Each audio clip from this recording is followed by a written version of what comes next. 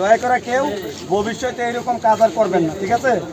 এইগুলা করলে আমাদের নেক্সট যে প্রজন্ম আসতেছে ওদের জন্য ক্ষতি, আমাদের দেশের জন্য ক্ষতি। এগুলো কেউ করেন না, শুধু করবেন নিজের বিপদ নিজে ডেকে আনবেন।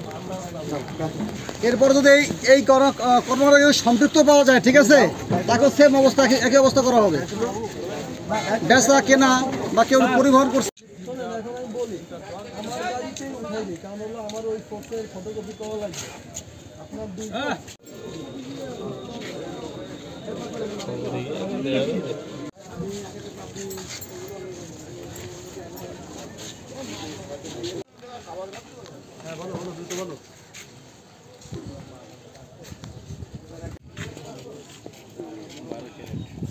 ঠিক আছে আসতেছি ওনারা ওই যে তাদের সাথে আসামি নিয়ে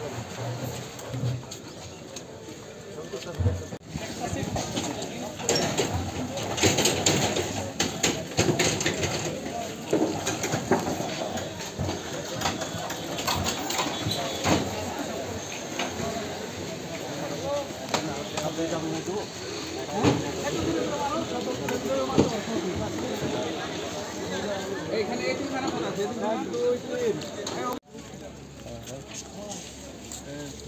না